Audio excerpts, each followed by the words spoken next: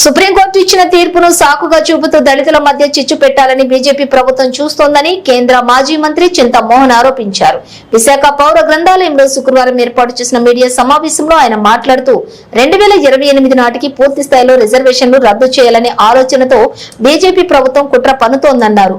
హిందువులంతా ఎంతో పవిత్రంగా క్షేత్రంగా భావించే తిరుమలలోని కీలక ఫైల్స్ అగ్నికి ఆహుతి కావటం వెనుక కూడా ఒక కుట్ర కోణం దాగి ఉందని, ఈ ఘటనపై నిష్పక్షపాతంగా విచారణ జరిపించాలని డిమాండ్ చేశారు.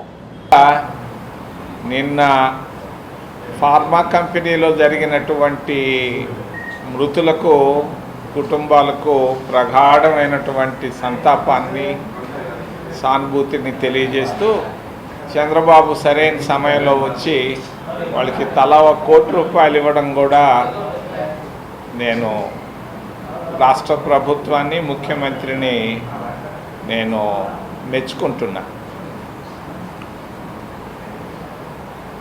ముఖ్యంగా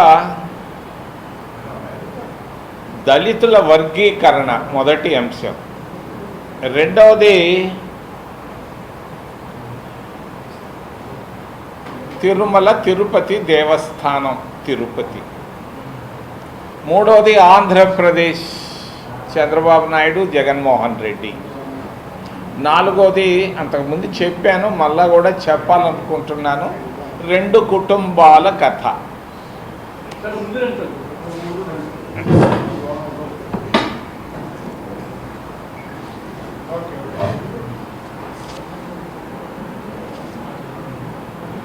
దళితులు అనేవాళ్ళు ఒకప్పుడు అంటరాని వాళ్ళు. గుళ్ళల్లోకి, వీధుల్లోకి, బళ్ళుల్లోకి ఎక్కడికి రానిచ్చేవాళ్ళు కాదు. అటువంటి అంటరాని వాళ్ళ కొరకు మహాత్మా గాంధీ గారు, జవహర్లాల్ నెహ్రూ, అంబేద్కర్ల గారి కృషి ఫలితంగా వాళ్ళకి దాదాపు 75 సంవత్సరాలు రిజర్వేషన్లు ఇవ్వడం జరిగింది. మరి సుప్రీంకోర్టు అనేది ఒక నేషనల్ కోర్టు, ఒక జాతీయ కోర్టు. రాజ్యాంగ స్ఫూర్తిని కోల్పోయింది ఆగస్టు 1వ తారీఖున. రాజ్యాంగ స్ఫూర్తి లేదు దాంట్లో. ఆ జడ్జిమెంట్లో 500 పేజీల జడ్జిమెంట్లో రాజ్యాంగ స్ఫూర్తి, భారతదేశ రాజ్యాంగ స్ఫూర్తి లేదు. అసలు సుప్రీంకోర్టు ఏంటి? సుప్రీంకోర్టు 2 అంశాలు ప్రస్తావించింది. ఒకటి క్రీమీ లేయర్, రెండవది వర్గీకరణ. చాలా మంచి విషయాల గురించి స్పందించింది సుప్రీంకోర్టు. సుప్రీంకోర్టులో 34 మంది జడ్జీలు ఉన్నారు. ఈ 34 మంది కూడా అంతా సంపన్న వర్గాల నుంచి వచ్చిన వాళ్ళే. ఒక్కరికి కూడా ఆకలి తెలియదు, పేదరికం తెలియదు. మరి కనీసం ఎస్సీ కాలనీ ఎట్టుంటుందో కూడా తెలియదు. జడ్జీలు పిల్లకాయలే జడ్జీలు అవుతున్నారు. పేదవాళ్ళు ఎవడు కావటం లేదు. గుడిసెలో నుంచి ఇప్పటిదాకా ఎవరో ఒక ఆయన అయ్యాడు కేరళ నుంచి.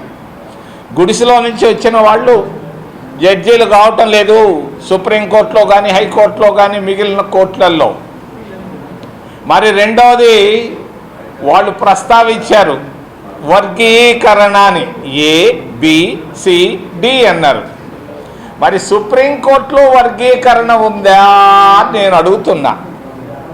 సుప్రీంకోర్టులో 34 మంది జడ్జీలు ఉన్నారు. ఈ 34 మంది జడ్జీల్లో 20 మంది ఒకే ఒక వర్గానికి సంబంధించిన వాళ్ళు. అది మళ్ళా చెప్తాను. ఓబీసీలు దేశంలో 70 కోట్ల మంది ఉన్నారు, వెనుకబడిన వర్గాలు. ఈ 70 కోట్లలో నుంచి సుప్రీంకోర్టు జడ్జీలుగా 3 ఉన్నారు. 1, 2, 3. మైనారిటీలు 25 కోట్ల మంది ఉన్నారు. ముస్లింలు కానీ, క్రైస్తవులు కానీ, సిక్కులు కానీ అందరూ. మరి 25 కోట్ల మంది ఉంటే మైనారిటీల తరఫున సుప్రీంకోర్టులో ఉండేది ఒకే ఒక జడ్జి.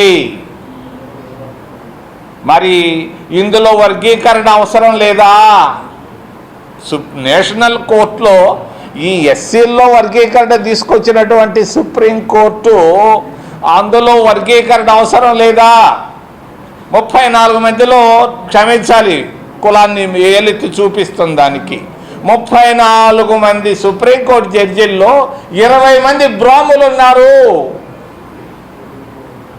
ఇక్కడ వర్గీకరణ పడలేదా తమ్ముళ్ళు, అన్నలు?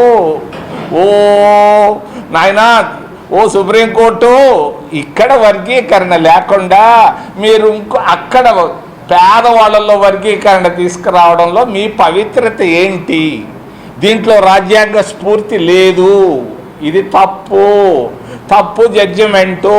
దీనికి వెనకాల భారతీయ జనతా పార్టీ ఉంది. మన ఈ సంవత్సరం ఫిబ్రవరిలో మోడీ గారు హైదరాబాద్కు వచ్చారు. హైదరాబాద్కు వచ్చి 2 హగ్గులు 2 ముద్దులు పెట్టారు ఒక ఆయనకు. మరి ఆ రోజే నిర్ణయం అయిపోయింది. తుషార్ మెహతా అని ఒక ఆయన పెట్టించారు. మరి భారత ప్రభుత్వం తరఫున ఆయన ఒక అఫిడవిట్ ఇచ్చాడు వర్గీకరణ చేయమని. అంటే భారతీయ జనతా పార్టీ వర్గీకరణకు ఏకీభవించింది కోర్టుతో. ఆయన ఇచ్చినటువంటి ఆర్గ్యుమెంట్లు ప్రకారంగా తుషార్ మెహతా అని ఆయన గుజరాత్, మోడీ కూడా గుజరాత్. మరి మోడీ గారి సూచనలతో భారత ప్రభుత్వం తరఫున సొలిసిటర్ జనరల్గా తుషార్ మెహతా ఆయన ఇచ్చినటువంటి ఆర్గ్యుమెంట్లను 7 సభ్యులున్నటువంటి ధర్మాసనం ముద్ర వేసింది.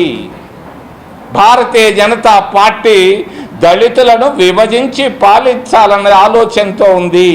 Ambedkar United you stand, divided you fall, ఇది అంబేద్కర్ స్ఫూర్తి.